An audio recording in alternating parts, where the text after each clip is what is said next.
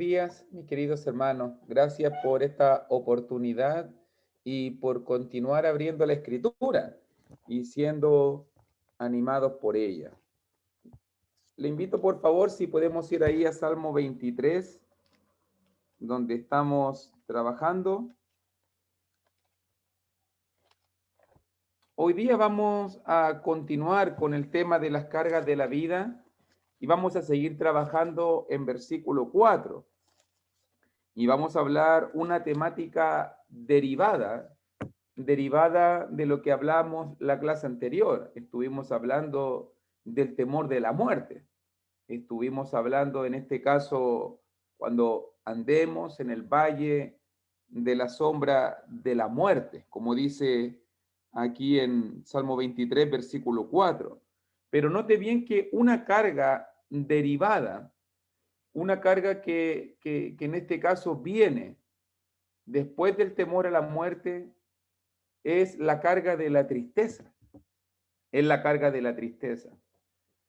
Si lo podemos explicar en algunas simples palabras, el cáncer. El cáncer es una terrible enfermedad.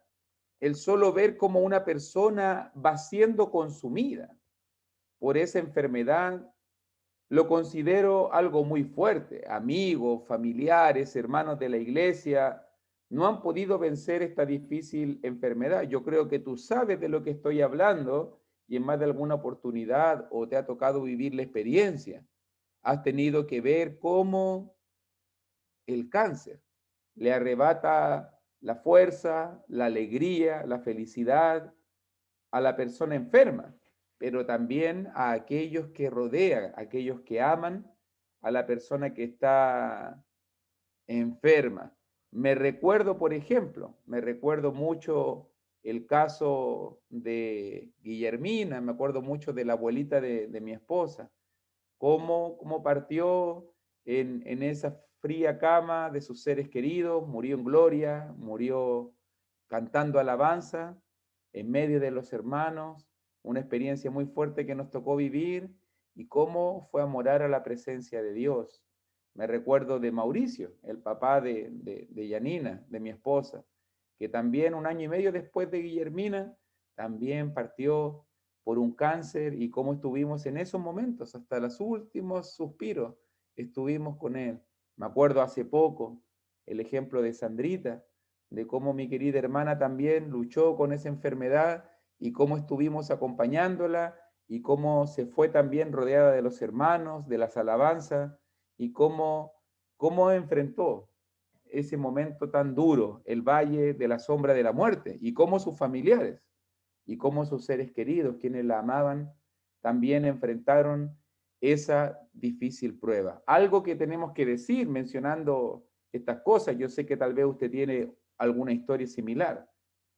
Algo que podemos decir es que la muerte es muy triste, ¿cierto? Yo creo que usted va a estar de acuerdo conmigo, ¿cierto? Yo sé que la muerte es triste porque mi madre que me crió, mi madre que me pudo dar un hogar cuando pequeñito, cuando tenía 17 años, falleció. Sé también lo que es vivir sin abuelos porque antes de los 15, 14 años ya no tenía ningún abuelo. Sé muy bien lo que pasó mi esposa, sé muy bien lo que pasan los hermanos, sé muy bien lo que es estar en un cementerio. He estado cientos de veces en el cementerio acompañando familiares y hermanos. Pero fíjese que cuando pienso en la muerte, de eso estamos hablando aquí en Salmo 23:4, cuando pienso en la muerte, pienso en algo más triste, fíjese muy bien, más triste que el recuerdo que dejan o la soledad que nos embarga al perder un ser querido. Yo creo que usted ha perdido un ser querido. Todos los que estamos aquí presentes en alguna oportunidad hemos tenido que soltar la mano de alguna persona amada. Es doloroso por decirlo menos, porque no solo muere una persona, sino también mueren sueños, mueren ilusiones, se muere una parte de nuestra vida, mañanas no vividos. Y aquí estamos en medio del viaje de la vida. en medio de este valle de la sombra de la muerte, ¿cierto? Esa sombra tenebrosa, esa sombra que asusta. ¿Está pasando tal vez en este mismo momento por esa sombra? Los recuerdos de sus seres queridos que partieron le agobian el alma, todavía los tiene en su mente. Ha tenido que contemplar el cuerpo sin aliento de un padre, de una madre, de un marido, de una esposa, de un hijo, de una hija, de un familiar, de un ser querido. ¿Ha usted transitado por el valle de la sombra de la muerte? Si algo podemos decir, hay una carga muy difícil de enfrentar en esta vida, una carga que no nos preparamos, un bolso negro de la tristeza. Es difícil de cargar porque no todos entienden lo que se siente. Al principio en el funeral sí, todos te prometen voy a estar contigo, te voy a apoyar siempre, cuenta conmigo, todos te abrazan, todos te prometen cosas, pero tú sabes que al final del camino la gente se olvida. Sus promesas no duran más de un mes, sus promesas no duran más de una semana y al final no entienden tu tristeza y al final muchos me dicen, hermano, he quedado solo. ¿Dónde estaban los que prometieron tanto? ¿Dónde estaban los que dijeron que iban a estar conmigo? Al final, tan silenciosamente como una nube se interpone entre usted y el sol de la tarde, los recuerdos se deslizan entre usted y el gozo y te dejan en una sombra helada y te sientes solo. No hay advertencia, no hay aviso. Basta el olor de un perfume de una colonia, o el verso de una canción, o el mirar una fotografía, o cualquier cosa que te recuerda a la persona y nuevamente vuelves a la triste despedida. ¿Por qué la tristeza no se aparta de nosotros? ¿Por qué el corazón duele tanto cuando enfrentamos el valle de la sombra de la muerte? Lo hicimos notar un poco, porque en el sepulcro, usted sepultó más que una persona, usted sepultó algo de usted mismo. La muerte de cualquier ser querido nos disminuye poco a poco y sobre todo cuando la relación con esa persona que usted tenía era buena o íntima, duele mucho más. Pensé en un caso que me impactó mucho, en la pérdida de un bebé, de un matrimonio. Cuando se le preguntó al padre, cuando se le preguntó al padre por el dolor de la pérdida, cuando se le preguntó al padre por la pérdida de un hijo, el padre dijo, murió algo más que un bebé, murió un sueño. ¿Por qué permanece la tristeza? Porque usted trata con algo más que recuerdo. Usted lucha con mañanas no vividos aún. No solo estamos luchando con la tristeza, luchamos contra la desilusión, luchamos contra la ira. Puede estar en la superficie, puede ir una llama, puede ser un soplete, pero la ira vive en la casa del dolor. Ira por sí mismo, ira por la vida, ira por los médicos, ira por el hospital o por la persona que partió. Pero sobre todo, y tenemos que decirlo, muchos lo sienten así, ira hacia Dios. Ira que asume la forma de una pregunta, de dos frases breves. ¿Por qué?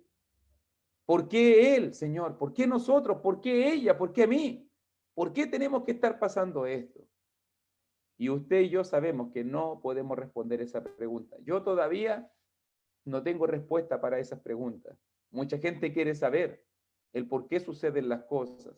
Solo Dios sabe las razones por qué sucede lo que sucede. ¿Qué hay detrás de lo que pasa? Pero aunque estos sentimientos, y ese es el propósito de esta lección, aunque estos sentimientos, la tristeza, la ira, embargan el corazón del cristiano, muchas veces contaminan nuestra fe, nos nublan en nuestra manera de ver las cosas, hoy día quiero traer esperanza y quiero compartir pensamientos que nos van a ayudar a poder superar esta carga en la vida, la tristeza y el dolor de la pérdida. Note muy bien que en el Salmo capítulo 25, si tú me puedes ayudar, por favor, también buscándolo. En Salmos capítulo 25, versículo 8. Mire cómo lo dice la palabra del Señor. Salmos capítulo 25, versículo 8 dice, bueno y recto es Jehová. Por tanto, él enseñará a los pecadores el camino. Bueno es Jehová, recto, justo es Jehová.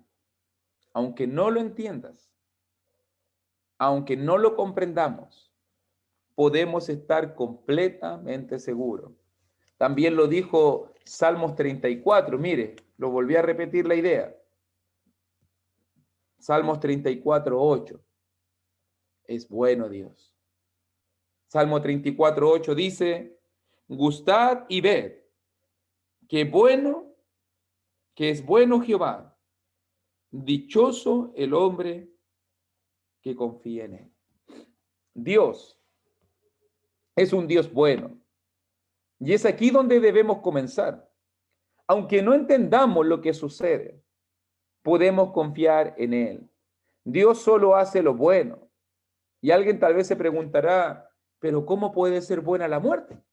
Algunos dolientes no, nos hacen esa pregunta. Sobre todo,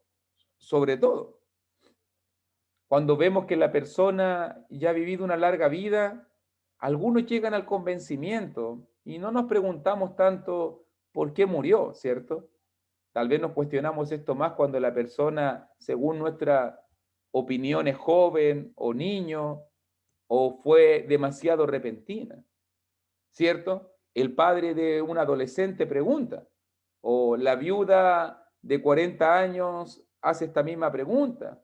Los padres de este niño pequeño también preguntan, ¿cómo puede ser buena la muerte? Y un día estaba mirando, enfrentando estas mismas pruebas que suceden constantemente, y llegó a mí, porque no digo que lo estaba buscando, llegó a mí un pasaje que me ayudó mucho a entender esta carga y la manera de cómo enfrentarla. Muchas veces también me lo pregunté, ¿por qué tuve que pasar lo que pasé? ¿Por qué mis hermanos sufren? ¿Por qué muchas veces la gente se deteriora, se enferma? ¿Por qué morimos? Y fíjese que en Isaías capítulo 57, y ese fue mi sorpresa, este texto bíblico que me ayudó a entender muchas cosas. Y normalmente cuando tengo que acompañar a mis hermanitos en sus pruebas, en sus problemas, es un texto muy recurrido, es un texto muy citado cuando hablamos del tema de la muerte. La gente se pregunta, ¿por qué? Y note que en Salmo 57, versículo 1 y versículo 2, mire cómo lo dice la palabra del Señor. Isaías lo explicó de esta manera. Perece el justo, perece el justo, no hay quien piense en ello. Y los piadosos mueren, y no hay quien entienda que de delante de la aflicción es quitado el justo. Entrará en la paz, descansarán en sus lechos todos los que andan delante de Dios. ¿Lo entiende? ¿Comprende este pasaje? Perece el justo y no hay quien piense en ello. La gente está meditando, la gente está pensando. Pero si te fijas bien, dice, los piadosos mueren y no hay quien entienda que de delante de la aflicción, ahí está. ¿Qué aprendí? ¿Qué aprendí en este pasaje? Que muchas veces la muerte es la única manera de Dios de poder librar y sacar a la gente de un futuro aterrador. ¿De qué clase de mal podríamos estar hablando? No lo sé. Pero de delante de la aflicción es quitado el justo. Entrará en la paz. La muerte es el método de Dios para sacar del mal a la gente. ¿De qué clase de mal estaremos hablando? ¿Alguna enfermedad extensa? ¿Una adicción? una tenebrosa ocasión para la rebelión, que nos perdamos, problemas futuros, dificultades que no entendemos. No lo sabemos, pero sí sabemos que ninguna persona vive un día más ni un día menos de lo que estaba establecido por Dios. De delante, de delante de la aflicción. Yo pienso siempre en eso. A veces la gente pregunta, ¿por qué sucedió lo que sucedió? ¿Por qué a mí? ¿O por qué pasó esto con mi ser querido, mi familiar? Y muchas veces la única respuesta que podemos dar es que Dios sabe lo que iba a pasar en el futuro. Y tú no sabes realmente lo que iba a pasar. A lo mejor esta persona podría perderse. A lo mejor esta persona podría sufrir más. A lo mejor Dios quiso librarlo de algún dolor futuro, de alguna prueba o de algo terrible en el futuro. Dios que es omnisciente, Dios que sabe todo lo que sucede. Él es el que mejor entiende la película completa. Y por eso nunca debemos cuestionar sus decisiones. Ya lo dijo David, por ejemplo, en Salmo 139, versículo 16. En tu libro estaban escritas todas aquellas cosas que fueron formadas, sin faltar una de ellas. Pero la gente dice, pero si su día fue tan poco, si murió siendo joven, su vida fue tan breve. Así nos parece a nosotros. Hablamos de una vida breve, pero en comparación con la eternidad. Pero si miramos la eternidad, ¿quién tiene una vida larga? Los días de vida de una persona en la tierra pueden parecer como una gota en el océano. Los suyos y los míos parecen una gotita, pero en comparación con el Pacífico, con el Atlántico de la eternidad, aún los años de Matusalén no alcanzarían ni siquiera a llenar una pequeña copita. Y debemos pensar siempre en eso. Santiago no habla a los jóvenes, sino que habla a aquellos que tienen miedo. ¿Se acuerda cuando Santiago en el capítulo 4 habló de la vida? Santiago dijo, ¿qué es la vida? ¿Qué es vuestra vida? Santiago dice en 4:14, ciertamente neblina, que se aparece por un poco de tiempo y luego desvanece. En el plan de Dios, cada vida es suficientemente larga y cada muerte ocurre en el momento oportuno. Aunque usted y yo pudiéramos desear una vida más larga, Dios sabe mejor las cosas. Dios sabe mejor las cosas. Otro pasaje que me ayuda a entender mucho eso de la realidad de la vida, y cuando hablamos en cuanto a la vida y la muerte, también se encuentra en Primera de Samuel, capítulo 2. Y cuando miramos en Primera de Samuel, capítulo 2, versículo 6 hasta el versículo 9, mire cómo lo dice la palabra. Son palabras de Ana, después de haber recibido la bendición más grande de su vida, de poder dar a luz y de poder ofrecer al pequeño Samuel, en este caso como una ofrenda, como un regalo al Señor. Y en ese momento Ana dijo, Jehová mata y él da vida. Él hace descender al Seol y hace subir. Jehová empobrece y él enriquece. Abate y enaltece. Él levanta del polvo al pobre y del muladar exalta al menesteroso para hacerle sentarse con príncipes y heredar un sitio de honor. Porque de Jehová son las columnas de la tierra y él afirmó sobre ellas el mundo. ¿Te fijas, hermano? Jehová mata. Jehová da la vida. En las manos de Dios está el poder de la vida y de la muerte. Jehová conoce la vida mejor que nadie. Jehová conoce la muerte mejor que nadie.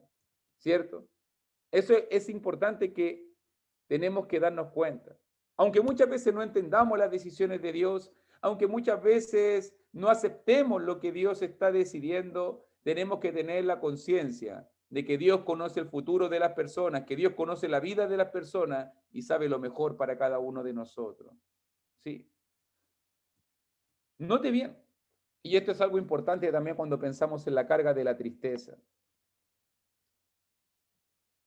Cuando pensamos en la pérdida de un ser querido, cuando miramos la enfermedad en una persona, irónicamente, la primera persona, he notado eso siempre, El primero que acepta la decisión de Dios acerca de la muerte es la persona enferma, ¿cierto? Siempre. La primera persona que lo asume, que comienza a preparar todo, que comienza a preparar su familia, es el que parte. A menos que sea una muerte por accidente, una muerte fulminante, inesperada. Pero si estamos enfermos y la muerte nos está llamando, la primera persona que se concientiza de la situación y que la asume, que la acepta y se resigna, es aquel que está enfermito, ¿cierto? Y mire lo que pasa. Y después que ellos mueren, mientras todos nosotros estamos llorando, mientras todos nosotros estamos sintiendo el dolor y el vacío, el primero que lo aceptó es el primero que va a estar en la presencia de Dios y va a estar en el consuelo, adorando al Señor. Pero bueno, ¿qué pasa con aquellos que murieron sin Cristo? Me va a decir alguien por ahí. ¿Qué pasa con aquellos que no conocen a Dios? No tengo toda la respuesta. Vuelvo a decir lo mismo. Tal vez usted dirá algo. Siempre me ha tocado estar en velorios, estar en funerales. ¿Y qué pasa con él? ¿Y dónde está? Por lo menos como predicador del Evangelio he aprendido algo. Yo simplemente soy un predicador de buenas nuevas. Tenemos que predicarle a la gente la salvación. Pero nunca me pida a mí que sea un juez. Yo no voy a ser un juez que va a decidir el lugar donde van a estar las personas. Muchas veces somos buenazos para creernos jueces y para decirle a la gente, no, si tú estás, tu mamá está en el cielo, este está en el infierno, no, este está en el cielo, y somos nosotros los que estamos dando la sentencia, sin realmente saber la intimidad que solamente Dios conoce, que solamente Dios ve el corazón de las personas. Por eso yo nunca me voy a apresurar. Siempre cuando me preguntan, esperamos, uso esa frase, esperamos que esto sea así, pensamos que podría ser así, o lo anhelamos de poder reencontrarnos con nuestros seres queridos, pensamos que estén en una buena comunión con Dios, pero realmente la respuesta final la tiene Dios. Y nunca se apresure. Porque yo lo noto normalmente. Mucha gente a veces que predica la palabra se apresura con tanta liviandad a poder decir, no, esta persona está en el infierno, no, esta persona está en el tormento, esta persona está en el consuelo, cuando realmente nosotros no sabemos la respuesta. Nosotros no tenemos claro eso. Solo Dios, lo digo como consejo, solo Dios sabe la respuesta. Usted lo esperará. Podrán haber evidencias externas como su fidelidad, su compromiso, no sé, pero aún así, la realidad interna no la conocemos y no podemos apresurarnos a emitir juicio. O como lo digo yo, no es mi lugar. Mi lugar es solamente predicar la palabra y poder evitar que la gente llegue a ese lugar de tormento, de poder llegar a ese lugar de castigo. Queremos que todos se salven, eso es algo claro. Pero fíjese bien, lo habíamos dicho nosotros la clase pasada, una realidad importante que siempre tenemos que estar conscientes es que todos algún día tendremos que enfrentar la muerte, tenemos que morir. Y la segunda cosa que dijimos, aunque tengamos que enfrentar la muerte y tengamos que morir, si es que Cristo no viene antes, no tienes por qué enfrentar la muerte solo. Dios está contigo. Dios es bueno. Lo habíamos leído también en Juan capítulo 14, versículo 3. Jesús lo dijo, y si me fuere y os prepararé lugar, vendré otra vez y os tomaré a mí mismo, para que donde yo estoy, vosotros también estéis. También leíamos Salmo 116, versículo 15. Estimada es a los ojos de Jehová. Pasaje que se cita mucho en los velorios y funerales.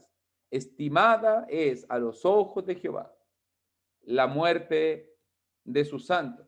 Y acuérdate lo que dijo Pablo, hablando de esta perspectiva de la vida. En Filipenses capítulo 1, el apóstol de Jesucristo nos dijo, 1:21 al 23, porque para mí el vivir es Cristo y el morir es ganancia. Mas si el vivir en la carne resulta para mí en beneficio de la obra, wow, no sé entonces qué escoger, porque de ambas cosas estoy puesto en estrecho, teniendo deseo de partir y estar con Cristo. Y ahí dijo algo importante, lo cual es muchísimo mejor. ¿Puede ser el morir una ganancia? ¿Puede ser realmente algo muchísimo mejor? Si se vive de la característica y si se piensa y si se observa desde la perspectiva humana, dolor, enfermedad, sufrimiento, mucha gente dice, no vale la pena, no es bueno. Hacemos todo lo posible por evitarlo, ¿cierto? Usted se fija que la gente hace todo lo posible. Tratamos de tomar remedios y tratamientos y la gente hace todo lo posible por evitar. Hay gente que está pensando hasta congelarse. Últimamente he visto que quieren congelarse para que así puedan vivir una vida más larga y más adelante que lo descongelen y seguir viviendo. A ver si después pueden encontrar una manera de poder encontrar la receta de la juventud eterna. Pero si lo miras desde esa perspectiva, obviamente la muerte es una sombra que se cierne sobre nosotros. Ya lo dijo el escritor del libro de Hebreos, que por el temor de la muerte mucha gente está puesta en servidumbre en el capítulo 2. Pero si lo miras como lo miró Pablo, ¿cómo lo miró Pablo? Ganancia, salvación, poder estar con Cristo, poder tener una comunión con el Señor. ¿Cómo Pablo enfrentó esta vida y cómo Pablo enfrentó en la muerte? Pablo pensó en victoria. ¿Por qué? Porque estar con Cristo para un cristiano es muchísimo mejor, ¿o no? ¿Deseamos estar con Cristo realmente en su presencia, en el paraíso, en este caso en el descanso? ¿Se fija que es importante poder estar con Cristo y tener una relación con el Señor y poder enfrentar la vida y poder enfrentar la muerte desde la perspectiva correcta? Va a venir la tristeza, lo leíamos también en la clase pasada, primera de Tesalonicenses 4:13. Lamentablemente los gentiles que no entienden esto, que no tienen esperanza, se llenan de tristeza. Pero el cristiano que tiene a Cristo, el cristiano que tiene a Jehová su pastor, el cristiano que se ha aferrado a Dios, puede enfrentar la vida, puede enfrentar la muerte de la mano de Dios. Dios nos va a guiar, como lo leíamos también en Salmos 48:14. Dios nos va a guiar incluso a través de la muerte. Leí el otro día una historia que quería contarle que hablaba de esto, por si acaso. Y pensando en la perspectiva de que el Salmo dice aquí la sombra de muerte. Fíjese, la historia que leí, se la voy a comentar. El doctor Barnhouse cuenta de la ocasión en que murió su primera esposa. Él y sus hijos regresaban a casa desde el funeral, vencidos por el dolor.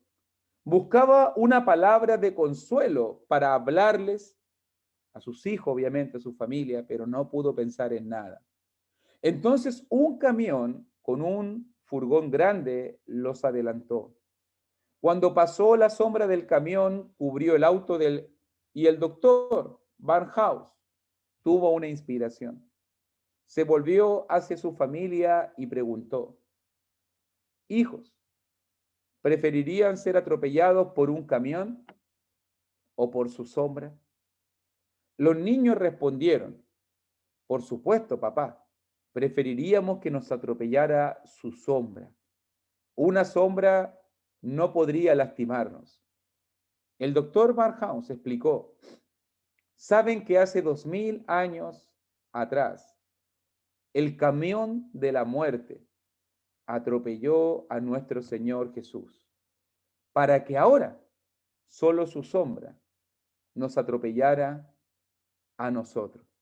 Nosotros enfrentamos la muerte, sí, el dolor, el sufrimiento, pero gracias a Jesús solo enfrentamos su sombra, porque tenemos esperanza de resurrección, porque tenemos esperanza de un mañana mejor. Gracias a Jesús Creemos que nuestros seres queridos algún día resucitarán y todos aquellos que han partido con Cristo vendrán con Él en gloria. Y cuando llegue el día final, gozaremos juntamente de esa salvación prometida a todos que aman su venida. ¿Te da esperanza pensar en esto?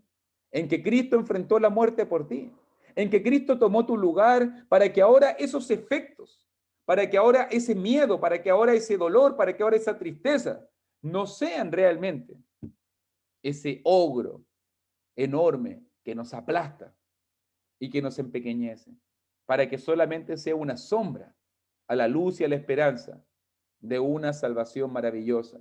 La muerte no es final, hermano. Recuerde que Cristo va a vencer la muerte. Por eso no debemos temer a la muerte. La muerte no es final. La muerte es un enemigo derrotado.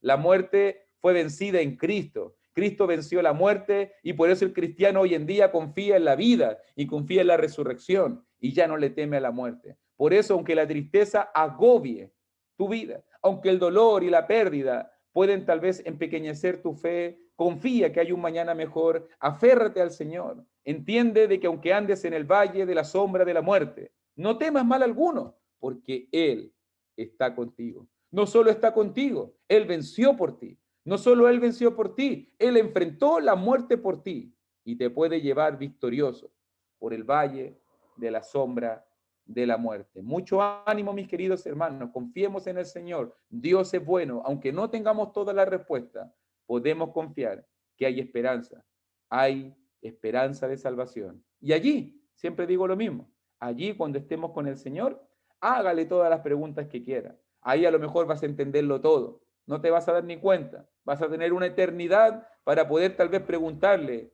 y Él te va a explicar realmente de qué es lo que nos libró y de qué realmente es lo que nos ha cuidado y protegido en esta vida. Que Dios te bendiga y continuemos estudiando este maravilloso salmo. Y muchas gracias por tu tiempo, por tu paciencia y por tu fidelidad.